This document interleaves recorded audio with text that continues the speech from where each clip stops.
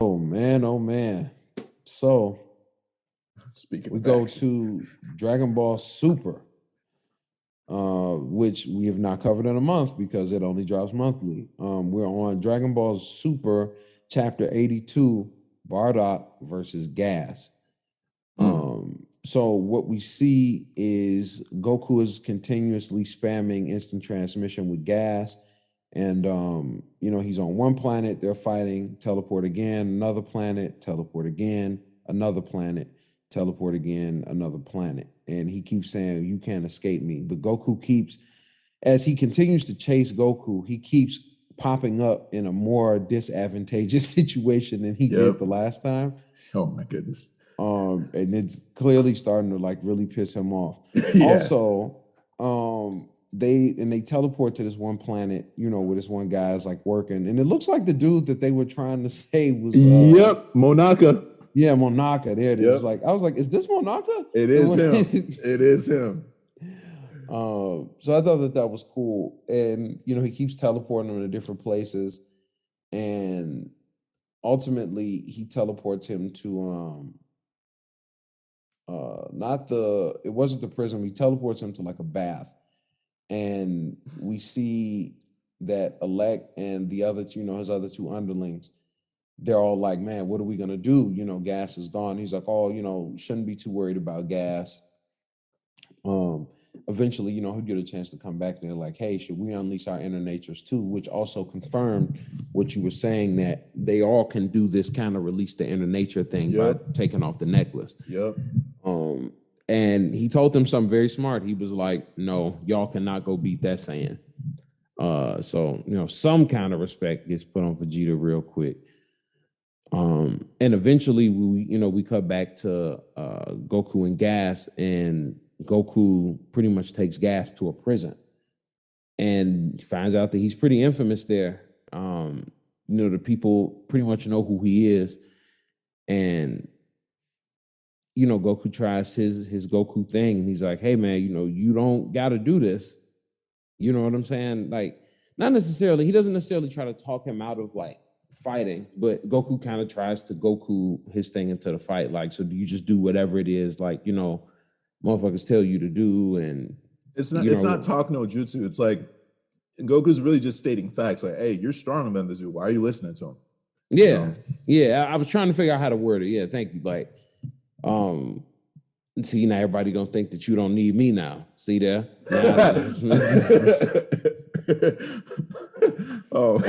No, but he just was like trying to like break it down for him, and he was like, "My own brother almost killed me a while back," and it's just like, bro, that was so long ago. It was though. Like, even in the like microcosm of their world, like that's it's almost irrelevant now. That happened so long ago.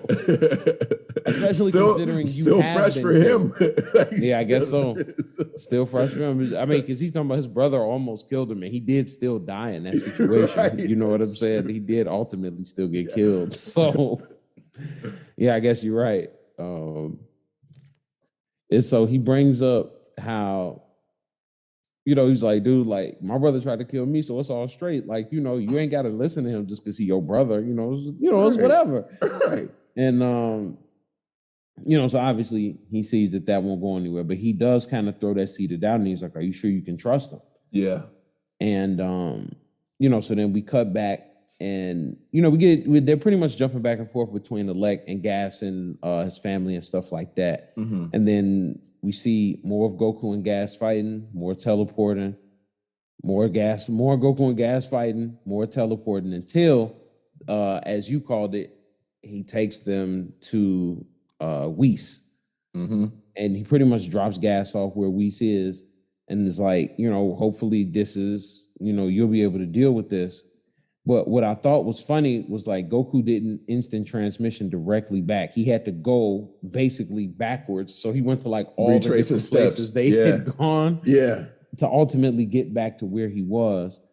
And they come to the realization that, they got a little bit of time now and they need to get away from Gas. And Gas is going to get there in like 20 minutes. And then there was also like this cool moment where we realized that like Granola's eye patch is like kind of a robot. Yeah. gets a car, comes to scoop them up, and they end up finding a scouter after they kind of pull a temporary escape. The Namekian that they've been teaming up with, he gives them a Bardock's old scouter. Yep. Gives it to Goku, does not know anything to do with it. And Vegeta takes it away from him and is like, yo, like, let me check this out. And he's able to get the audio going, and we're pretty much able to hear an audio log of a fight, and we get a chance to see a little bit of the fight between Bardock and Gas. Yes, sir. And we don't get necessarily conclusion either, but we see that Gas has pretty much always been strong. And at this point, Gas is still small. They say this is 40 years pretty much in the past. So I also thought it was funny, and this might have just been me, that Gas had like the little H emblem on the front of his jacket. And that to me looked like the Heaters logo. Oh, for the Heaters. Yeah, the Heaters logo looks a lot like that pin that Gohan and Videl both had from their school. Yeah, maybe it's just me. Orange Star. Yeah. It just reminded me of that. But we get a little bit of a look at Bardock fighting Kid Buu with dreads. I mean Gas. And hey, you're not wrong. You know what I'm saying? You're not wrong. Kid Buu with dreads.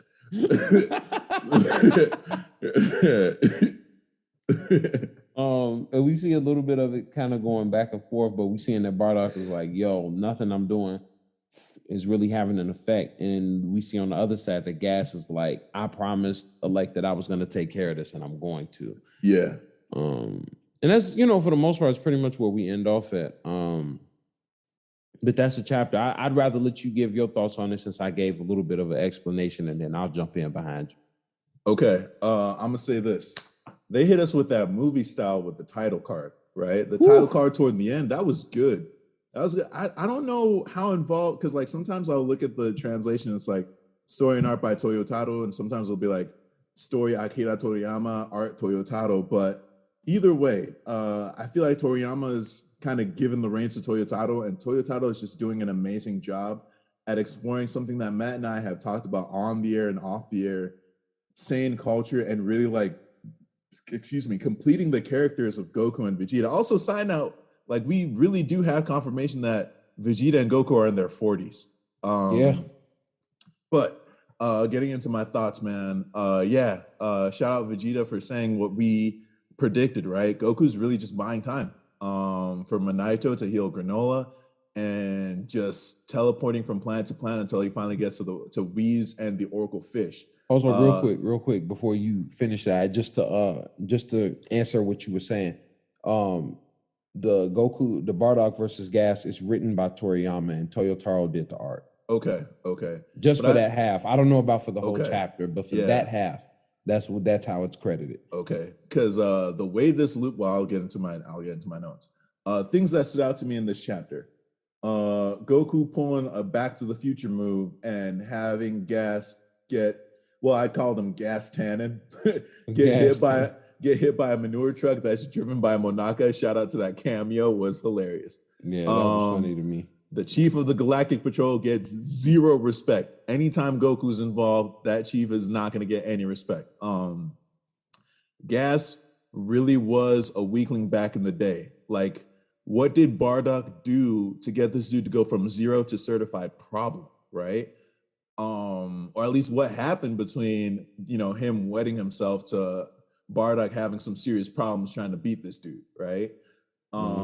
I thought it was surprisingly accommodating on some Power Rangers villain stuff for the Heaters to not attack Minato, Vegeta, and Granola while Goku was gone. You know what I mean? It's like, it's morphin' time. Really just gonna sit back and let them morph? You're not gonna, okay, all right, whatever. Plot armor, I guess. I guess so. How pissed do you have to be to rage fly from where Whis was back to Planet Cereal? Like, homie was pissed in 20 minutes in space. We don't know. Bro was like, damn, he could breathe in space. We're not even sure. Like, he's just like, maybe he's just so angry and I don't know, stopped him from dying. I don't know, man, but he was pissed off. Like you said, we did get confirmation. Like I had surmised the previous chapter a month ago, right? That they all have the ability to unleash their inner natures, and it's not just unique to Gas. Shout out to R2D Oatmeal, right? Gas is like a headset that can apparently turn into a droid. I still don't know how I feel about that. Like, has it been an AI this?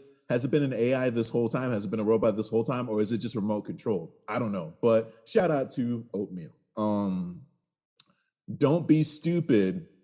All right, that's what Alex said to Maki and Oil. You two could never beat that saying. He's referring to them, but is he also considering himself? I feel like he's got some cards left in his sleeve. Dude, He's I still feel like not, he can fight low key. yeah, he like to have Gas's blind devotion. There's something that has yet to be revealed. Deep down, what are you really? Is what Whis says to Goku, who does not know his heritage yet. And this is like, when I read this chapter, I can't help but think of when we last reviewed, and I was like, what if Goku unlocks his memories? You don't know how fulfilling reading this chapter was for me. You know what I mean? Like, it was just like, I don't want, because the way Goku is written and portrayed, it's not like he had a hole in his heart or like there's like a puzzle piece missing in the puzzle that makes him. But me reading it, I was like, man, the one thing that's missing from making him complete is him knowing his past, his heritage, where he's from, right? Him unlocking those memories himself, as opposed to like it being Vegeta or Broly or some ancillary character telling him about Saiyan culture. It's like, yo, no, bro, you're gonna remember this. You're gonna remember your childhood. But like, you could almost hear that heartbeat, right? You know how they do in anime, that keyword that triggers on you hear like a doo, doo, as their like image kind of fades in and out, right? Like, oh, we're about to get a memory triggered or somebody's about to go beast mode. But after Bardock says, you two have to stay alive, right? The way that literally looped in to Dragon Ball Super Broly, like literally that was the same scene that we see like Bardock and Gine saying goodbye to their second son before he gets sent to Earth. Like that was what we saw through that ship's window. It was just, bro. Oh my goodness. This was just, man. This was a monumental moment in the chapter for me. More so than the actual flashback to Bardock fighting Gas. I feel like the chapter could have just ended on Goku getting zapped by unlocking his memory, and I would have been okay. You know, like I said, I was literally wondering last time if he could unlock these memories in this arc, and it fucking happened in the best way possible. Yeah. You know, Monaito having Bardock Scouter, and then Goku hearing his voice, like, yeah, like, man, it was just so good. It was just so good. Like, if you think about it, the only interaction he's actually had with his family up to this point was Radish trying to kill him, which makes like him saying, like, man, when he's talking to Gas, I'm about like, I don't know if you should trust your brother, bro. Mine tried to kill me. You know, that's just me though. You know what I mean? Yeah, that's just me though. But kidnap my son, all type of stuff. Yeah, you know, I thought it was just beautiful how this chapter tied directly into that retconned origin that was given to us in DBS Broly. I feel like next chapter we'll see how Bardock defeated Gas, but more importantly, how this will tie into Goku making Ultra Instinct his own. Another thing I thought was important, when they teleport to Whis and the Oracle Fish, right? The Oracle Fish did not recognize Gas. It did not know who Gas was, right? That might mean that Gas isn't actually the strongest in the universe. Because remember, when this arc started, it started with the Oracle Fish like making some type of prediction, paraphrasing about the strongest person in the universe has just blah, blah, blah, right? And then that really kicks off the arc. Back in chapter 80, Maki asked Elec if he wished for Gas to be the strongest in the universe, right? Specifically the strongest in the universe, to which Elec replies, of course I did. Gas is undeniably the strongest fighter now. Now, I don't know if there's, I don't know if like there's any significance to that. I might be tripping, but I would take him responding that way with a grain of salt. I feel like, because we still don't know, the dude is shady. We don't know what he actually wished for. Interesting note, young Gas is wearing neither a headdress nor a ceremonial belt. And they said that back in that fight, think that you're right. He unleashed his inner nature. How? Did he trigger it similar to how you can trigger Ozaru with a fake moon? Did somebody trigger it for him? I don't know, but that's that caught my eye. And then I also thought too, if the scouter contains that, if Bardock Scouter contains that audio recording, right, it might be safe to assume that Frieza has that data too. It just made me think of that scene in Dragon Ball Super Broly when Frieza calls for all the Saiyans to report back to planet Vegeta, and Broly and his like shipmate, like his shipmate's about to start talking to not Broly, sorry, Bardock and his shipmate. The shipmate's about to start talking, and Bardock like kind of tells him like, "Hey, we're wearing our scouters, bro. Be quiet. They can hear us."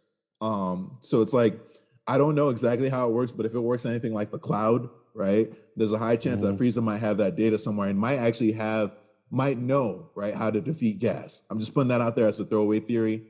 I'm not sure. It just made me think of it, right? That's a good one though. Side note, Raditz really did get the worst of his parents' looks. Like how do you have a widow? Both your parents have full hairlines, full heads of hair, and my guy gets a widow's peak with the mullet as Crazy. a child. You know what I mean? Crazy. And then Gine's hairstyle reminds me of a young Gohan. Like that was literally Gohan's hairstyle, and it's just so cool to see how the grandparents can be seen in the second gen. I don't know, man. It just warmed my heart a little bit. Okay, now getting into my theories about this Bardock versus Gas battle. I like your theory of Bardock going Ozaru. It makes sense. It holds the most weight right now based on what we have seen in terms of Saiyan capability.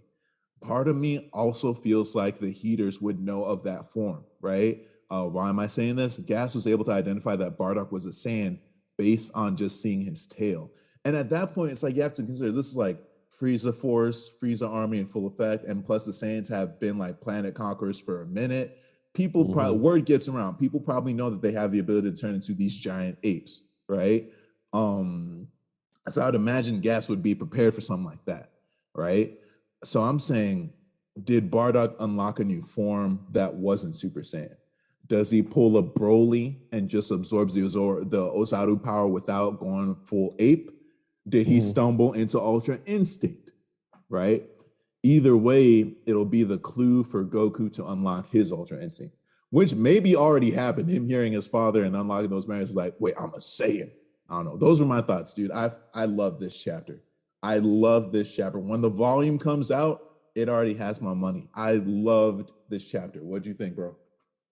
I thoroughly enjoyed the chapter as well. I'm more than anything else, I was really, really, really, really, really invested in the Bardock Gas battle more than I was invested really in anything else. Yeah. The chapters for Super are typically pretty long anyway, just because the nature of it coming out once a month and stuff like that. But dude, always worth the wait. It's worth the wait. It felt like we got 2 chapters almost. Yeah, especially how they positioned that title card. Yeah, it felt like we get 2 completely different things. So, and I'm just curious as to what is Goku's Ultra Instinct gonna look like, especially considering now that we can confirm, what we've seen still isn't it. We still haven't seen him do it yet. We've seen him do a version of it, but not a version of it that's mastered for him. Yeah. Which kind of also makes me question, is that the same for what we saw with Ultra Ego for Vegeta? Ooh, that's a good call out. Is that also not the final version of it for him? Side note, not to cut you off, I feel like Vegeta's gonna struggle just based on what type of teacher Beerus is. Oh yeah. But like him? Yeah, exactly. Well, no. Hey, Vegeta had no problem. Well, did he teach? No, he didn't really teach Kabe how to go Super Saiyan. But I don't know. I feel like Vegeta did drop some knowledge on Kabe after the battle. You know what I mean? Like beating his ass. He's a decent teacher.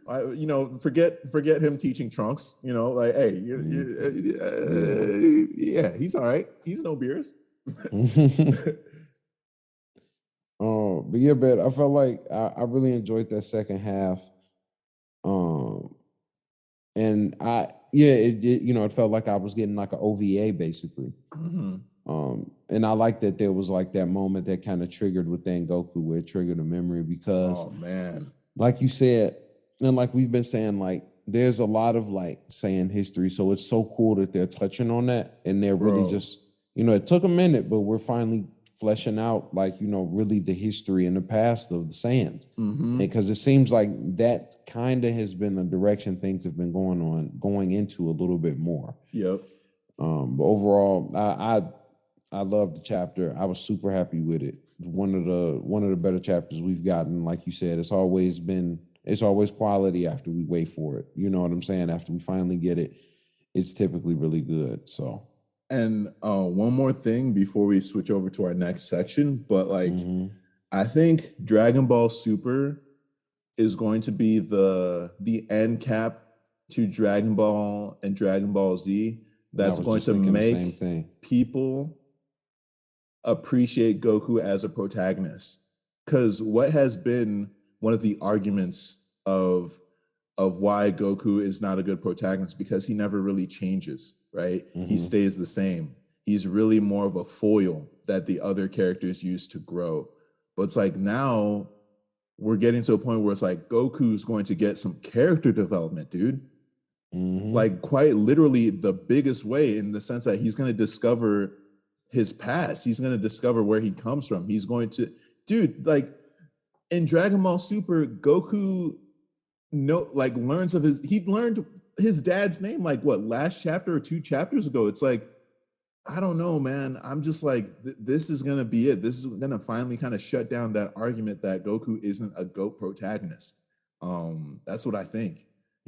Like Super is fleshing everything out in the best way. I mean, it turned me honestly into a Vegeta fan. Yeah. You know what I mean? Like, just I don't know, man. I am really, really, really loving Super. That's all I got to say. Yeah, man. With that said, we're gonna jump